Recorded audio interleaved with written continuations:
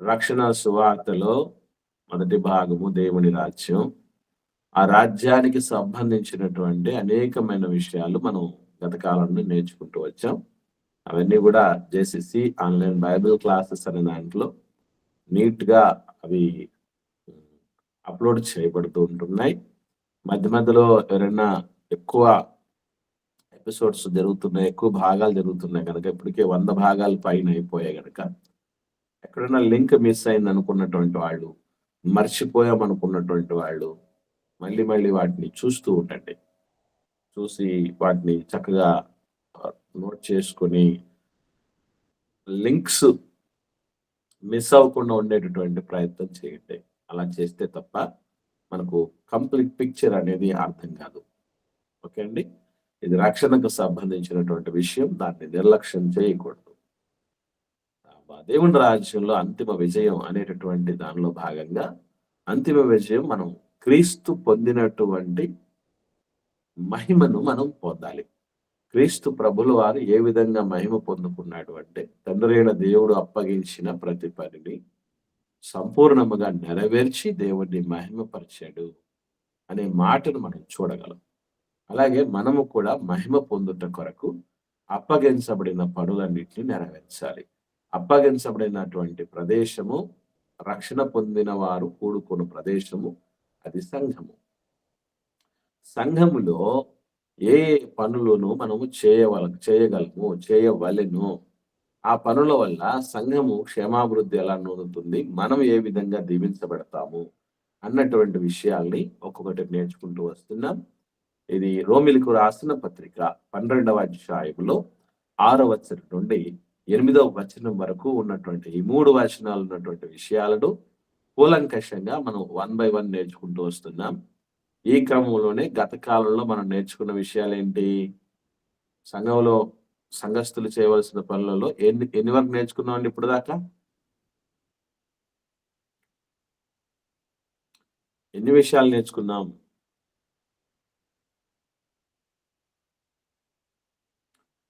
చేయవలసిన పనులలో ఎన్ని విషయాలు నేర్చుకున్నాం? బోధించుట నేర్చుకున్నామండి. వందనాలు నాయన. వందనాలమ్మా. బోధించుట నేర్చుకున్నాం. ఇంకా అమ్మా అంతేనా? ప్రవచనాలు ప్రవచించుట అనేటటువంటిది నేర్చుకున్నాం మొదటిగా. రెండోది పరిచర్య చేయుట. మూడవది బోధించుట. అంతవరకు అయిపోయింది. నేను మీకు రిపీటెడ్ గా ఎందుకు చెప్తున్నాను, ఎందుకు అడుగుతున్నానంటే ఏ రోజుకు ఆ రోజు మనం మర్చిపోతే ఇవన్నీ వినటం వల్ల ప్రయోజనం ఉండదు. ఇందుకొరకు ఎక్కడికెక్కడ మీకు ఇబ్బంది కలుగుతుందో ఒక్కసారి మీరు పరీక్ష చేసుకోండి. నాకు ఒక్కడికే కాదు గుర్తుండాల్సింది, మీలో కొందరికి మాత్రమే కాదు గుర్తుండాల్సింది, అందరికీ గుర్తుండాలి. ఇవి ఎలాంటివంటే నేను చాలాసార్లు చెప్పాను. మనకు మొబైల్ ఓపెన్ చేయడానికి ఫింగర్ ప్రింట్ ఎలా ముఖ్యమో, లేదా మనం ప్యాటర్న్ పెట్టుకుంటాం కదా, ఆ ప్యాటర్న్లు కానీ లేదంటే సీక్రెట్ లాక్స్ పెడతాం కదా, ఆ లాక్స్ లాంటివి గుర్తే లేకుండా ఉన్నాయనుకోండి. ఒక ఆయన 300 కోట్లు బ్యాలెన్స్ ఉంది అతని అకౌంట్లో. అకౌంట్ బుక్ లేదు, అకౌంట్ నంబర్ మర్చిపోయాడు. ఏమవుతున్నాయి తెలుసండి ఇవి? ఆ 300 కోట్లు అలా పెరిగిపోతున్నాయి, పైసా కూడా తెచ్చుకోలేకపోతున్నాడు. దాని సిస్టమ్ ఏంటంటే ఖచ్చితంగా వాళ్ళు సీక్రెట్ కోడ్ చాలా డిఫరెంట్గా ఉంటాయి. 12 రకాలైనటువంటి పదాలు సీక్వెంట్ ఆర్డర్లో వాడు కరెక్ట్గా అక్కడ పోస్ట్ చేయగలగాలి. అలా పోస్ట్ చేయకపోతే అది డబ్బు పెరిగిపోతూ ఉంటుంది కానీ పైసలు తెచ్చుకోలేదు. ఎందుకు? అది మర్చిపోవటం. మరుపు కొన్ని విషయాల్లో మంచిది, కొన్ని విషయాల్లో చాలా చెడ్డది. కాబట్టి అటు మరుపు మనం మరవకుండా జాగ్రత్త వహించాల్సినటువంటి అక్కర ఉంది. ఆ సమస్య నాకు ఉంటుంది, మీకు ఉంటుంది, మానవులుగా ఉన్న ప్రతి ఒక్కరికి ఉంటుంది. దాన్ని అధిగమించగలగాలి. ఓకే అండి. అంటే సంఘంలో ఉన్నటువంటి పనులలో ప్రవచించే పనులున్నాయి, పరిచర్య చేసే పనులున్నాయి, బోధించే పనులున్నాయి. ఇక నాలుగవది ఏంటి అంటే హెచ్చరిక, హెచ్చరిక చేయుట. సరే ఆ మాట మనం చూద్దాం. రోమీయులకు రాసిన పత్రిక అపోస్తలుడైన పౌలు గారు 12వ అధ్యాయము 12వ అధ్యాయము 6 బోధించువాడైతే బోధించుట అదే కదన్నా 8 కదన్నా. అవునమ్మా. బోధించువాడైతే బోధించుటలోను, హెచ్చరించువాడైతే హెచ్చరించుటలోను పని కలిగి ఉందుము. పంచిపెట్టువాడు శుద్ధ మనసుతోను, పై విచారణ చేయవాడు జాగ్రత్తతోను, కరుణించువాడు సంతోషముతోను పని జరిగించవలెను. ఇందులో నాలుగవది ఏంటి? బోధ తర్వాత ఏమొచ్చిందండి మనకి? బోధించేవాడైతే బోధించులోని తర్వాత వచ్చినది హెచ్చరించువాడైతే హెచ్చరించుటలోను. ఇక్కడ మనం చాలా గట్టిగా ఆగాలి. ఈ హెచ్చరిక చేసే వాళ్ళు సంఘంలో ఉండాలా? ఉండకపోతే ఏమైనా సమస్య? అసలు హెచ్చరించేటటువంటి పని కూడా ఒక పని అసలు. హెచ్చరించేవాడైతే హెచ్చరించడంలోనూ పని కలిగి ఉందమన్నాడు కదా, అది కూడా పనినా? ఎవరు హెచ్చరించాలి? ఎలా హెచ్చరించాలి? హెచ్చరించడం అంటే అందులో ఏముండాలి? సారీ, మీకు తెలుసుంటే మాట్లాడండి. ఎందుకంటే నేను ప్రతిరోజు ఏం చెప్తున్నానంటే హోంవర్క్ అనేది ముందు రోజే చెప్పేస్తున్నాం, చేసుకురండి అండి. రేపు శుద్ధ మనస్సుతో పంచిపెట్టుట అనే పాట ఉంటుంది. నెక్స్ట్ అదే కదా, పంచిపెట్టువాడు శుద్ధ మనసుతో పంచిపెట్టాలి అన్నాడు కదా. అటు శుద్ధ మనసుతో పంచిపెట్టు అనే పాట రేపు ఉంటుంది. ఈరోజు హెచ్చరించువాడు, హెచ్చరిక చేయుట, ఇది సంఘ క్షేమాభివృద్ధికి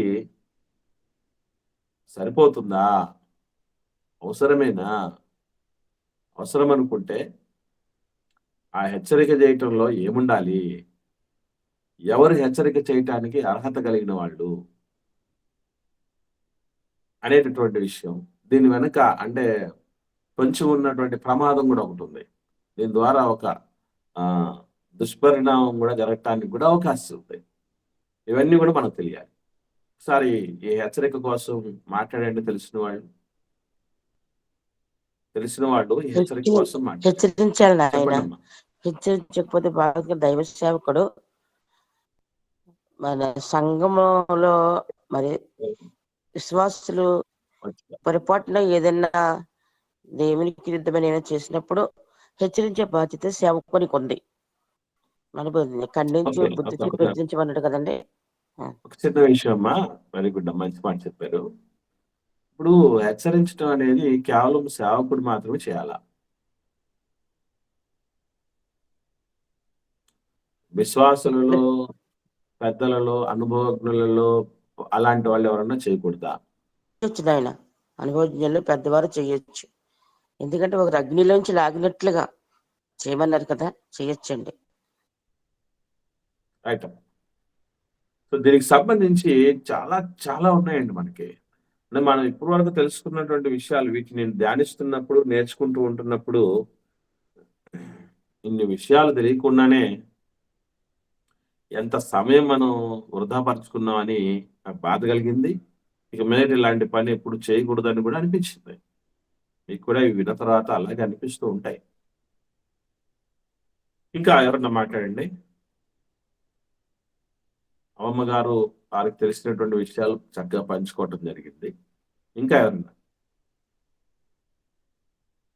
పెద్దలు కానీ పిల్లలు అమ్మ చెప్పండి, మాట్లాడండి. వందనాలన్నా. ఖచ్చితంగా హెచ్చరిక అనేది ఉండాలన్నా. ఇప్పుడు మనం రైల్వే స్టేషన్కు వెళ్ళేటప్పుడు ఒక హెచ్చరిక పెడతారు, దొంగలు ఉన్నారు జాగ్రత్త అని. అదేవిధంగా ఒక ఇల్లు దగ్గరికి వెళ్ళినప్పుడు కుక్కలు ఉన్నాయి జాగ్రత్త అని హెచ్చరిక జారీ చేస్తారు. అదేవిధంగా తుఫాను వస్తున్నప్పుడు కూడా హెచ్చరికలు జారీ చేస్తారు. చేపలు పట్టే వాళ్ళు వెళ్ళేటప్పుడు కూడా హెచ్చరికలు జారీ చేస్తారు. అదేవిధంగా హెచ్చరిక అనేది చాలా అవసరమన్నా. ఇక కరెంటు ఆఫీస్ ట్రాన్స్ఫారం దగ్గర కూడా హెచ్చరికలు జారీ చేసి పెట్టింటారు. కాబట్టి దేవుని విషయంలో ఇంకా హెచ్చరిక అనేది చాలా ముఖ్యమైన అవసరం అన్న. మరి ఇది ఒక బోధకుడే కాదు, అనుభవజ్ఞులైన పెద్దలు కూడా చేయాల్సి ఉంటుంది. ఎందుకంటే ఇంటి పెద్ద యజమానుడైతే ఆయన తర్వాత తల్లి కొన్ని హెచ్చరికలు పిల్లలకు జారీ చేయాల్సి ఉంటుంది. కాబట్టి ఇది చాలా చాలా అవసరం అన్న ఒక సంఘంలో కూడా. అయితే హెచ్చరికను స్వీకరించిన వారు మంచి పొజిషన్లో ఉండగలరు.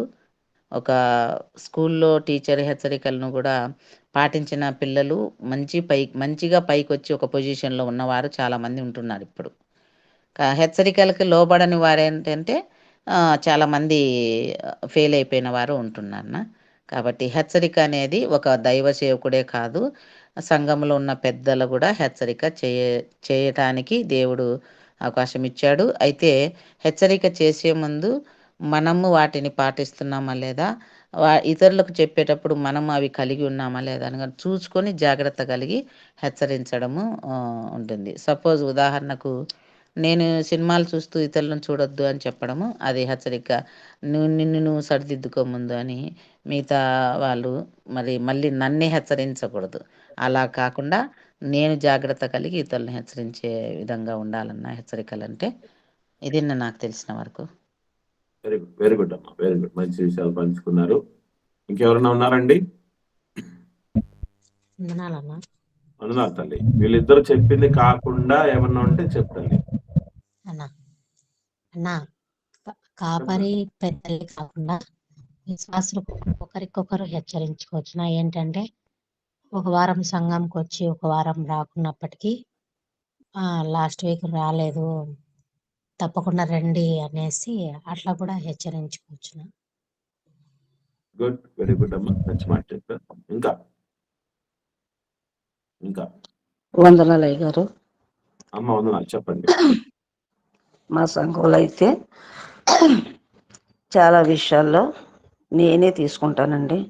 ఎందుకంటే కొన్ని బాధ్యతలు నా మీద పెట్టారు కనుక పాస్టర్ గారు, ఎవరు క్రమంగా రాకపోయినా ప్రార్థన కూడా చేయకుండా ఉంటారండి చాలామంది. నేను మౌతి తీసుకునే మాట్లాడతానండి. మనం ఇలా ఉండకూడదు. సరిగ్గా ప్రార్థనకు రాకపోయినా, పాటలు పాడకపోయినా ఇలా మౌనంగా ఉంటున్నారు మీరు. రాకపోతే ఇలా చెప్పడమే కదండి, ఇళ్ళకి వెళ్ళి కూడా నేను చెప్తానండి. తప్పులు చేసేవాళ్ళు కూడా ఉన్నారండి మా సంఘంలో. అది కూడా నేను అందరిని ఉమ్మడిగా మాట్లాడతానండి. ఎందుకంటే తప్పులు చేసిన వాళ్ళు పేరెట్టి మనం చెప్పకూడదు కనుక, అమ్మ మీరు ఇలా చేస్తున్నారు, ఇలా చెయ్యకూడదు, దేవుడు చాలా కోపం వస్తుంది అని కూడా నేను చెప్తానండి. అలాగే యెర్మీయా గ్రంథంలో 2వ అధ్యాయంలో ఉంటుంది కదా, జీవజలమైన నన్ను విడిచిపెట్టేశారు, బద్దలైన తొట్లు తొలిపించుకున్నారని ఆ వాక్యం అంతమాను హెచ్చరిస్తూ ఉంటానండి. ఆ అవకాశం మరి పాస్టర్ గారు కూడా నాకు మామూలుగా ఫోన్ చేసి చెప్తారమ్మా, పలానా అమ్మాయి ఇలా ఉంది, మరి పలానా అబ్బాయి ఇలా ఉన్నాడు, మరి నేను చెప్తున్నాను, సీక్రెట్గా నేను చెప్తున్నాను, కానీ మీరు కూడా చెప్పండి అమ్మా అని చెప్పేసి అంటారండి.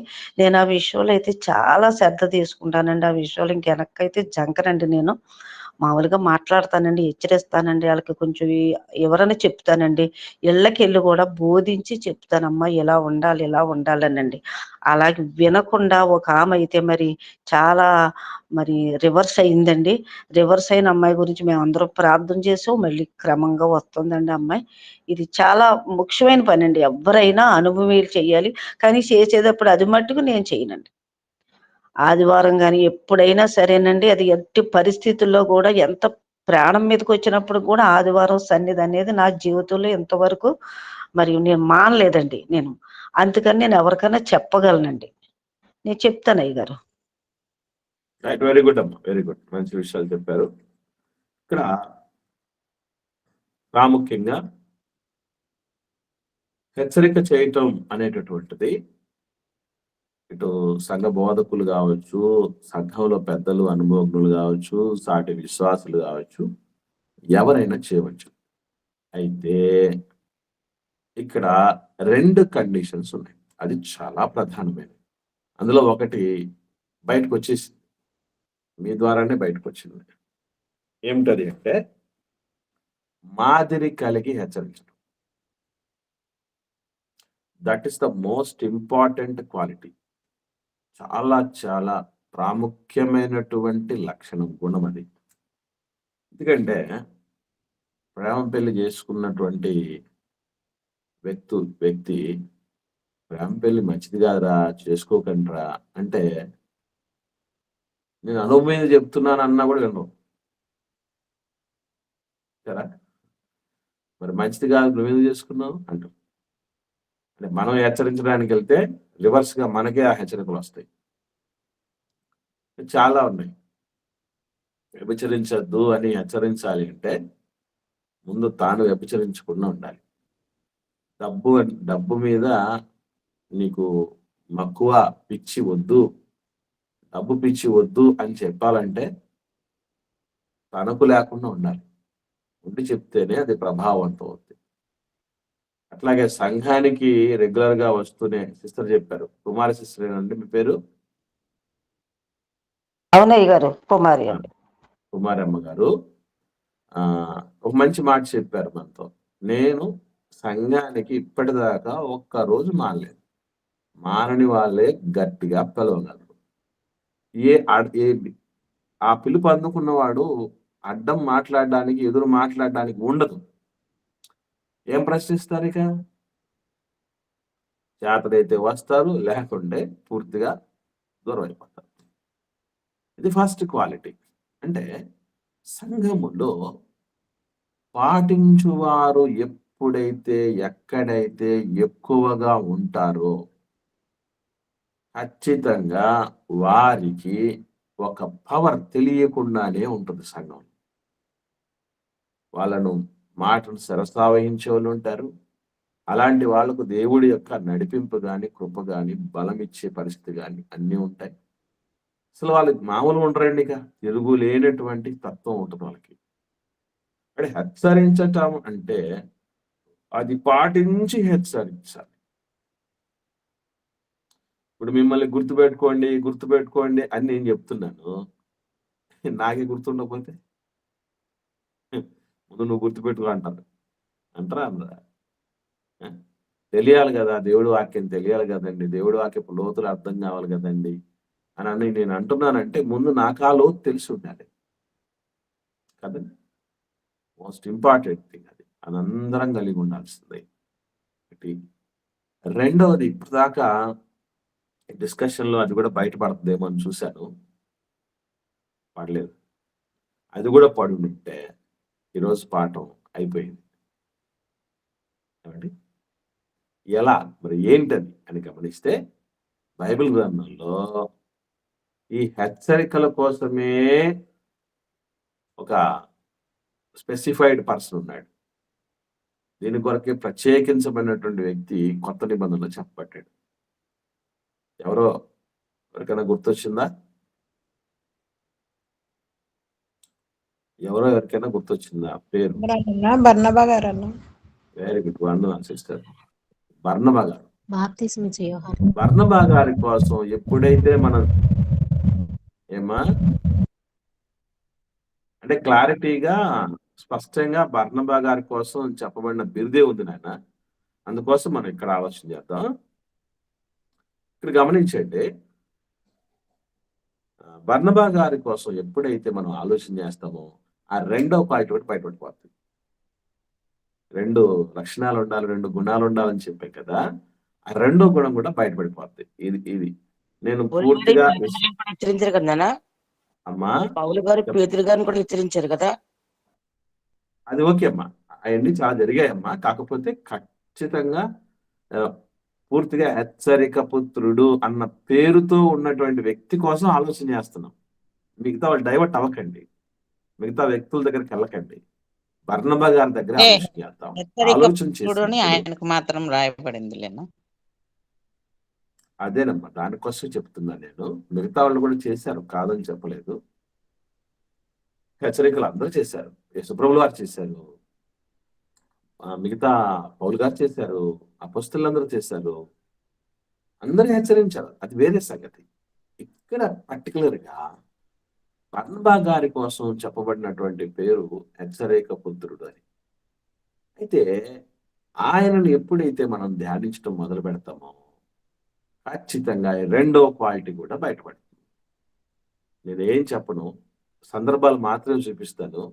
ఆ రెండో క్వాలిటీ మీరు బయటికి తీసుకొచ్చే ప్రయత్నం చేయండి. మరి అది ఎక్కడో లేదు. మళ్ళీ మాయల పకీర్ ప్రాణం 7 సముద్రాలు దాటిన తర్వాత ఏదో గుహలో ఉంది.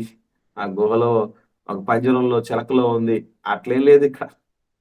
అంతా ఓపెన్. చూద్దాం 4వ అధ్యాయం అపోస్తుల కార్యములు. 4వ అధ్యాయము అపోస్తుల కార్యములు 36వ వచనం 37వ వచనం నేను చదువుతున్నాను చూడండి. జాగ్రత్తగా మీరు నోట్ చేసుకొని ఫాలో అవ్వండి.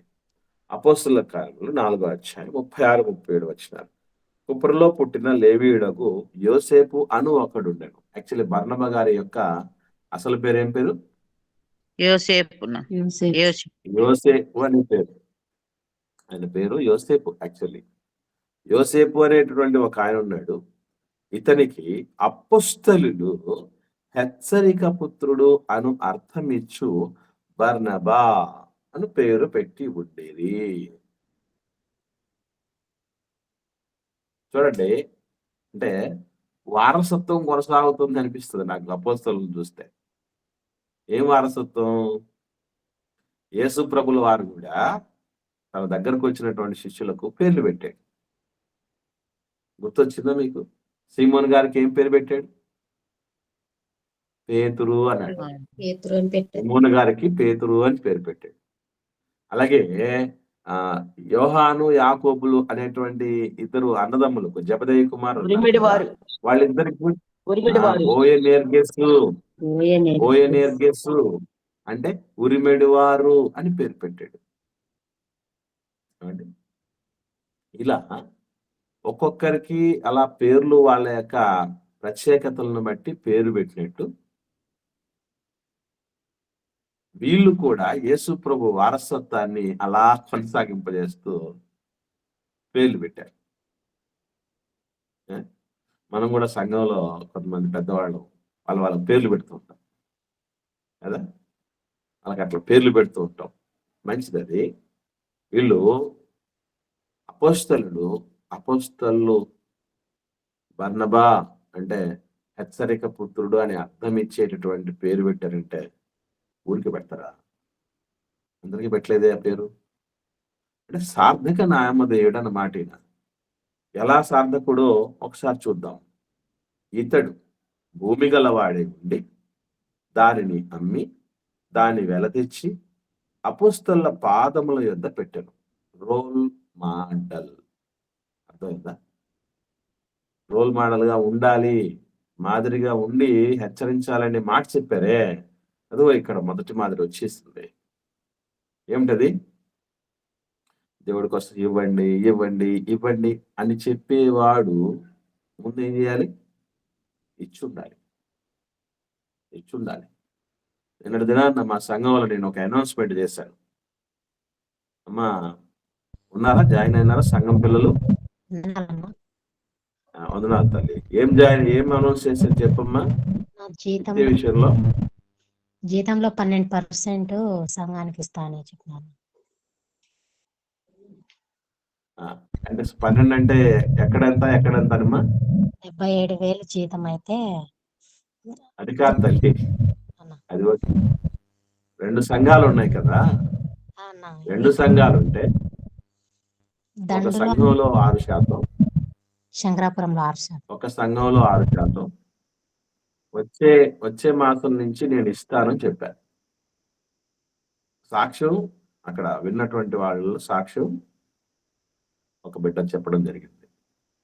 అంటే అంతకుముందు చేయలేదా అంటే చేశాం, కాకపోతే అవి రాత కోతల్లో లేవు. ఇప్పుడు నేను ఇవ్వండి చెయ్యండి అని చెప్పడానికి ముందు నేను చేయాలి కదా.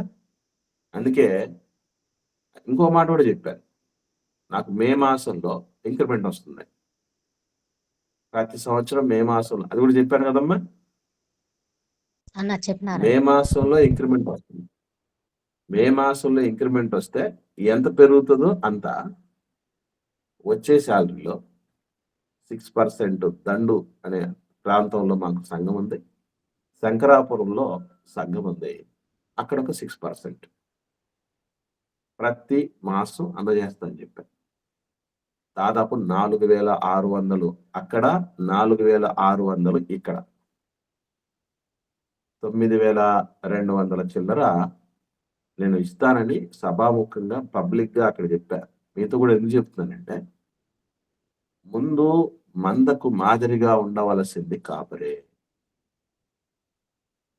సంపాదన వస్తుంది, వచ్చినటువంటి సంపాదన గత కాలంలో పాతకాలం నుంచి కూడా లేవీలకు 11 గోత్రాల నుంచి 10% దేవుడు ఇప్పించి, ఈ లేవీయుడు కూడా 10% సంఘం కోసం, దేవుడి కార్యక్రమాల కోసం ఇవ్వాలని వాళ్ళకు కూడా రూల్ పెట్టాడు. Rule is rule for all అన్నట్టు. వాటి ముందు నేను చేయాలి, మీరు మిగతా వాళ్ళు చేస్తారో లేదు నాకేం సంబంధం. మనం ప్రోత్సహించాలి. ఆయన ఇది వర్ధిలిన కొలది ఇవ్వాలని రాయబడుతుంది. సామర్థ్యం కొలది ఇవ్వాలి, సామర్థ్యం కంటే కుదిరితే ఎక్కువ ఇవ్వాలి అన్నటువంటిది కొత్త నిబంధన చెప్తున్న సత్యం. కాబట్టి దాని ప్రకారంగా నేను అఫీషియల్గా దాన్ని చేయాలని ఫిక్స్ అయిపోయాను. ఇంకా పరిస్థితులు అవి ఇవి వద్దు. ఎప్పటికీ ఎవరికైనా సమస్యలు లేని మనుషులు ఎవరు ఉండరు. మనిషికి ఏవో ఒక సమస్యలు సవాళ్ళు ఉండనే ఉంటాయి. ఎంతకాలం చెప్పుకుంటూ తిరుగుతాయి ఇటువంటివి. బాగా నేను హెచ్చరించాలి సంఘాన్ని. హెచ్చరించాలంటే నేను మోడల్గా లేకపోతే ఎలా హెచ్చరించగలను నేను?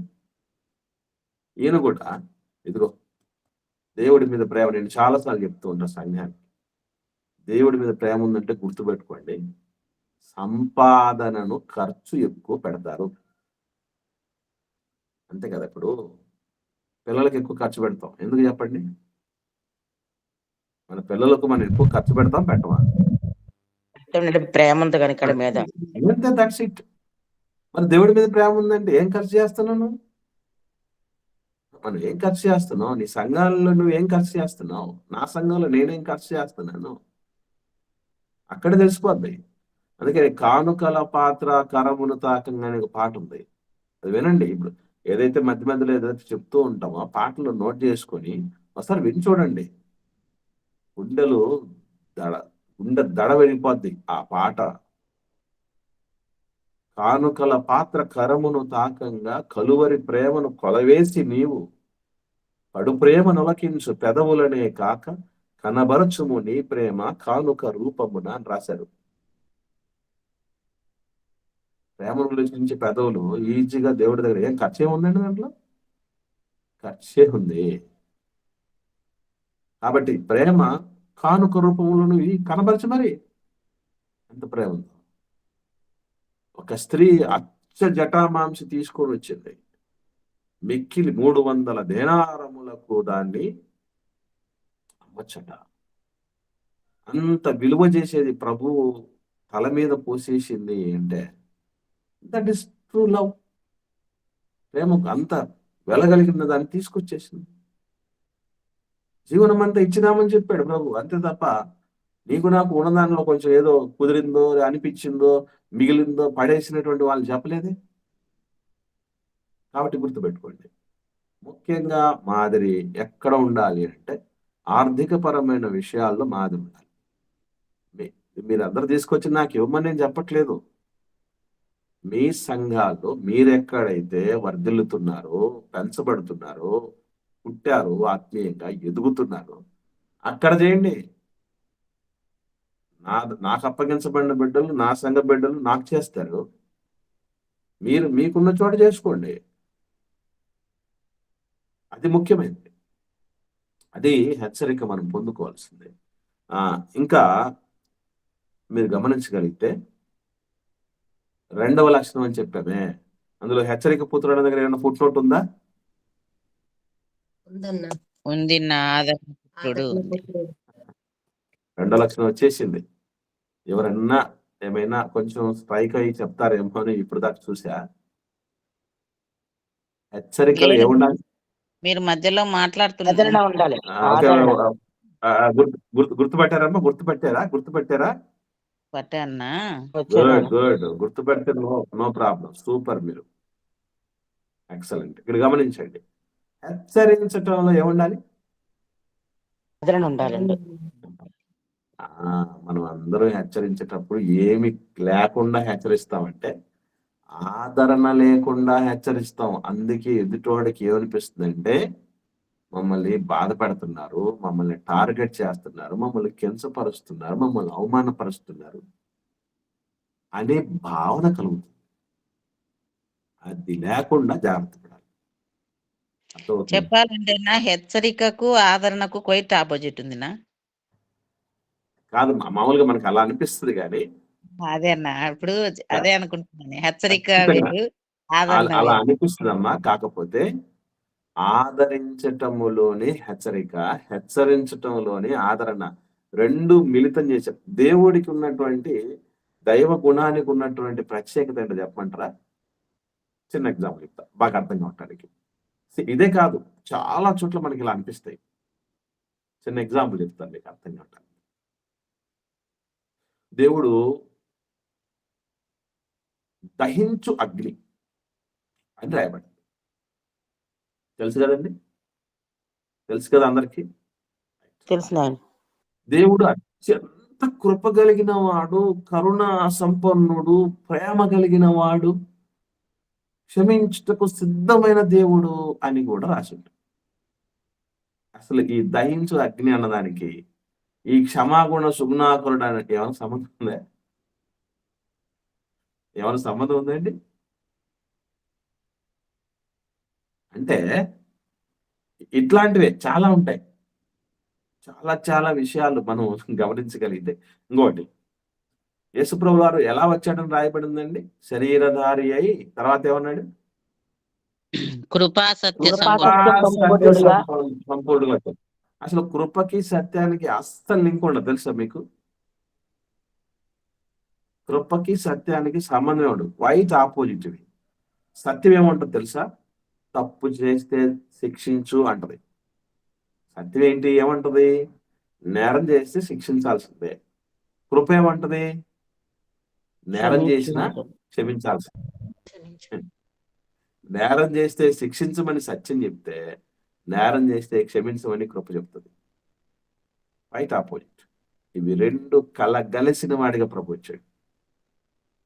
అంటే ఎట్లా వాటిని విడదీసుకోవాలి, ఎలా కలపాలి మనకు తెలియాలి. అది విషయం ఇక్కడ.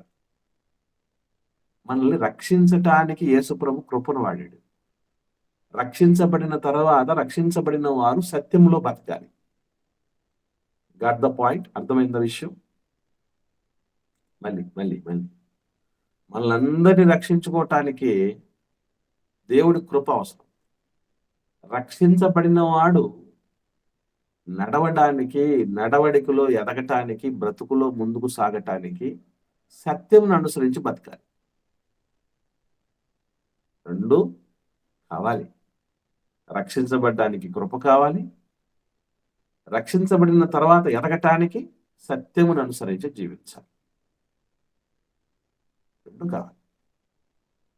కృప లేనిది రక్షణ లేదు, సత్యము లేనిది మోక్షం లేదు. వాక్యానుసారంగా నేను బతుకుని నాకు ఎప్పుడు కృపే కావాలంటే, ఎప్పుడు కృప కావాలి? కడగబడని పరిస్థితుల్లో ఉన్నప్పుడు కృప కావాలి. ఎందుకంటే మన నీతి క్రియల వలన మనం రక్షణ పొందలేం గనక. అది దేవుడి వరమే, దేవుని కృపే కారణం అని తెలుసు. అలా రక్షించబడిన వాళ్ళు కూడా ఎప్పుడు కృప కృప అనుకోకూడదు, సత్యం అనుసరించి బతకాలి. అలాగే ఇక్కడ కూడా మీరు గమనించగలిగితే, ఒక మనిషికి ఆదరణ కలగ చేయటమే పెద్ద హెచ్చరిక. ఎట్లా ఆదరణ కలగ చేయటం, ఎలా వాళ్ళని చెప్పటం, ఎలా వాళ్ళని హెచ్చరించటం అనేది జాగ్రత్తగా ఆలోచన చేస్తే రెండు ఇన్సిడెంట్లు. ఇది కూడా ఎక్కడ ఎవరి విషయంలో అంటే బర్నమ గారి విషయంలో జరిగింది. వాటిని చూద్దాం. ఫస్ట్ ఇన్సిడెంట్, బర్నమ గారికి ఒక పేరుందండి.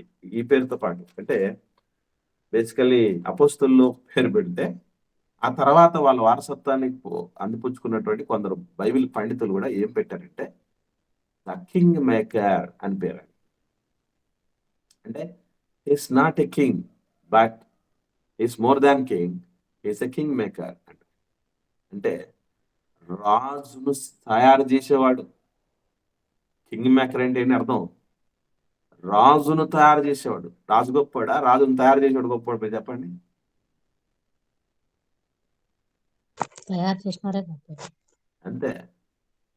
ఒక్క గొప్ప బహుమానాన్ని విశ్వ క్రైస్తవ సంఘానికి అప్పగించాడండి. ఎవరా బహుమానం అనుకుంటున్నారు?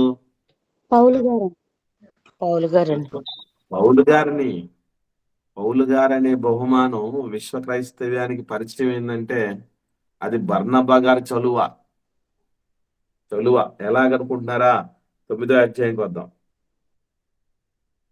26వ వచనం నుండి. ఇదే అపోస్తలుల కార్యములు 9వ అధ్యాయం 26వ వచనం నుండి చూద్దాం. అతడు యెరూషలేములోనికి వచ్చి శిష్యులతో కలుసుకొనుటకు యత్నము చేసిన గాని అతడు శిష్యుడని నమ్మక అందరూ అతనికి భయపడిరి. అయితే బర్నబా అతనిని దగ్గర తీసి ఏం చేసిన? దగ్గర తీయటం అంటే ఏమంటారు? దగ్గర తీయటం అనే దాన్ని ఏమనొచ్చు? ఇంకా ఆదరణ. Very good. ఆదరణ. ఆదరించాడు. ఆదరణ పుత్రుడు అన్నదానికి సార్థకత. ఆదరణ పుత్రుడు అన్నదానికి సార్థకత అంటే వాస్తవంగా చెప్పాలంటే ఇలా ఒకరిని ఆదరించాడు, ఒకరిని హెచ్చరించాడు.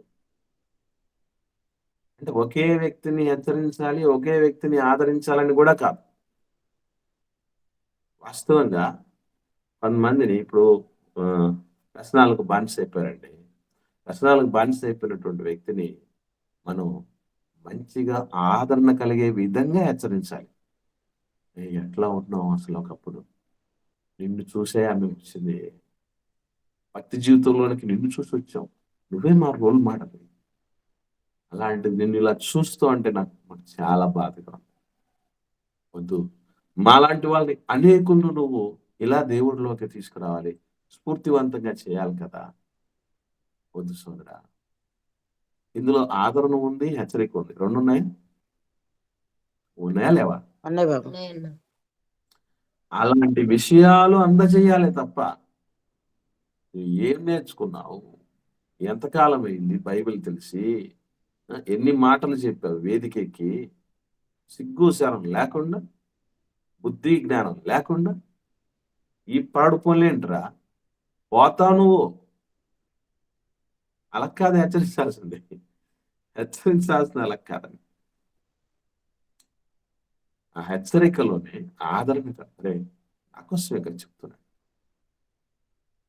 నాకోసమే కదా. అంటే మనం ఒక్క విషయంలో చెప్పాలంటే వాళ్ళ మీద మనకి ఎక్కువ ఎంత ప్రేమ ఉందో అనేది వాళ్ళు అర్థం చేసుకోగలగాలి, రిసీవ్ చేసుకోగలగాలి. ఆ ప్రేమను, ఆ ఆదరణను, మనల్ని ప్రోత్సహిస్తున్నారా, మన మేలు కోరుకుంటున్నారా అన్న విషయం వాళ్ళకి అర్థమయ్యే విధంగా విషయం కన్వే చేయాలి తప్ప మీదకి తెగబడటం అనేది ఎప్పుడు చేయకూడదు. ఒకవైపు పౌలు గారిని ఈ విధంగా ఆదరించాడా. తర్వాత వస్తే 27వ వచనం చూడండి. అయితే బర్నబా అతని దగ్గర తీసుకొని అపోస్తలుల ఎదుగు తోడుకుని వచ్చి అతడు త్రోవలో ప్రభువును చూచెననియు, ప్రభు అతనితో మాట్లాడిననియు, అతడు దమస్కులో యేసునామమును బట్టి ధైర్యముగా బోధించడనియు వారికి వివరముగా తెలియపరచెను. అంటే ఇప్పుడు ఎవరిని హెచ్చరించారు చెప్పండి? అపోస్తలులకు చెప్పారండి. బర్నబా గారు శిష్యుల్ని హెచ్చరిస్తున్నాడు. మరి మీరు ఎందుకు ఆయన్ను ఆటంకపరుస్తున్నారు, ఎందుకు నమ్మట్లేదు? ఏం తెలిసిందో, ఏం జరిగిందో నేను చెప్తాను వినండి. దమస్కులో ప్రభు ఆయన కనబడ్డాడు, ప్రభు ఆయనతో మాట్లాడాడు. మాట్లాడిన తర్వాత ధైర్యంగా ప్రభు కోసం మాట్లాడటం నేను విన్నానయ్యా అనే విషయం ఎప్పుడైతే చెప్పడం జరిగిందో ఆ తర్వాత అపోస్తలులందరూ కూడా ఆయన్ను ఆదరించటం, ఆయనతో కలిసి పని చేయటం, ఆయన పరిచర్య బాధ్యతలు ఇవ్వటం, ఆయనను బట్టి సంతోషించటం, ఇవన్నీ జరిగాయి. అంటే ఒకవైపు కుంగిపోయిన వాడిని ఆదరించాడు, ఎవరి వల్ల అయితే ఆయన కుంగిపోయాడో వారిని హెచ్చరించాడు. ఆ హెచ్చరికలో కూడా ఏముంది? వాళ్ళను కూడా ఆదరించే విధంగానే ఉంది. అయ్యా మీరు అపార్థం చేసుకున్నారు, సోదరుని అపార్థం చేసుకున్నారు, జరిగింది ఇది అని. మీరు ప్రభుకు ఎదురెళ్తున్నారేమో, జాగ్రత్త పడండి అన్నట్టుగా చెప్తున్నట్లేదు. ప్రభువే కనబడి ఆయన ఎన్నుకుంటే మనం ఎవరు అయ్యా చెప్పండి. కాబట్టి ఇక్కడ మనం కొన్ని సందర్భాల్లో చేసే పొరపాటు ఏంటి? నువ్వెవడసలా, దేవుడు ఎన్నుకున్నవాడిని కాదనడానికి. అది కాదు. మంచి హెచ్చరిక ఏంటో తెలుసా? మనం ఎవరు అండి వాళ్ళు కాదండి. ప్రభువే కోరుకున్న తర్వాత మనం ఎవరు, నువ్వెవరు అన్న హెచ్చరికకి మనం ఎవరము అన్న హెచ్చరిక తేడా ఉంది. మనము అంటే మనం కూడా కలుపుకొని, నువ్వంటే ప్రత్యేకించినట్టు పెట్టుంటది. అది కూడా ఒక మేనర్ ఉందమ్మా. అందులో ఒక మేనర్ ఉంది. నువ్వెవడివి అనే దాంట్లో ఒక రఫ్నెస్. మనం ఎవరమండి అసలు అంటే దాంట్లో ఒక స్మూత్నెస్ ఉంది. అందులో ఆదరణ ఉంది, హెచ్చరిక ఉంది. రెండో చేసుకోవాలి. ఇది మొదటి సందర్భం. తర్వాత సందర్భం, చివరి సందర్భానికి వచ్చేద్దాం. 11వ అధ్యాయం. ఇదే అపోస్తలుల కార్యంలో 11వ అధ్యాయం 21వ వచనం చూద్దాం. 21వ వచనం. ప్రభు హస్తం వారికి తోడై ఉండను గనక నమ్మిన వారు అనేకులు ప్రభు తట్టు తిరిగిరి. వారిని గుర్చిన సమాచారం యెరూషలేములో ఉన్న సంఘపు వారు విని బర్నబాను అంతియొక్కయ వరకు పంపిరి. అతడు వచ్చి దేవుని కృపను చూచి సంతోషించి ప్రభువును స్థిర హృదయముతో హత్తుకొన వలెనని అందరినీ హెచ్చరించను. ఏంటిది? ప్రభువును స్థిర హృదయంతో హత్తుకోవాలంటే హెచ్చరించాడట. స్థిర హృదయంతో దేవుణ్ణి మనం హత్తుకోవాలి అనే మాట హెచ్చరికగా చెప్పాడట. హెచ్చరికగా చెప్పేటప్పుడు ఎలా చెప్పుంటాడు? అందరూ స్థిర హృదయంతో దేవుణ్ణి హత్తుకుంటారా, లేకపోతే దేవుడు వేసేస్తాడు మిమ్మల్ని? అది కూడా హెచ్చరికే కదా. కానీ ప్రభు మన జీవితంలో మనకి సమస్తం ఆయనే కదా. ఆయన్ని స్థిర హృదయంతో హత్తుకోకపోతే ఎవరిని హత్తుకుంటాం సోదరా? హత్తుకుందాం. అది ఆదరణతో కూడిన హెచ్చరిక. ఇది చేస్తే అలా చేస్తున్నటువంటి పరిస్థితిలో ఉన్న వ్యక్తులు మామూలు వ్యక్తులు ఉంటారు. అందుకే 24వ వచనం ఏం చెప్తుంది? అతడు పరిశుద్ధాత్మతోనూ విశ్వాసముతోనూ నిండుకొనిన సత్పురుషుడు. ఇటువంటి వాళ్ళు సంఘాల్లో ఉంటే బహుజనులు ప్రభు పక్షమున చేరెదరు. అప్పుడు చేరారు, ఇప్పుడు చేరతారు. కాబట్టి ప్రతి సంఘంలో ఎవరుండాలి? ఒక హెచ్చరిక పుత్రుడు, ఆదరణ పుత్రుడు ఉండాలి. అది కూడా హెచ్చరించడంలో ఏముండాలి? ఆదరణ ఉండాలి. ముందు మాదిరి ఉండాలి, రెండు ఆదరణ ఉండాలి. ఈ రెండు వెపన్స్ ఎప్పుడైతే కలిగి ఒక వ్యక్తి హెచ్చరిస్తాడో బహుజనులు ప్రభు పక్షంలో చేరటం సాధ్యం. దాన్ని ఎవరు ఆపలేరు. ఇచ్చి లక్షణాలతో మనము హెచ్చరించు గుణము ఒకవేళ ఉండినచో దాన్ని మెరుగుదిద్దుకొందుము గాక. ఆమేన్.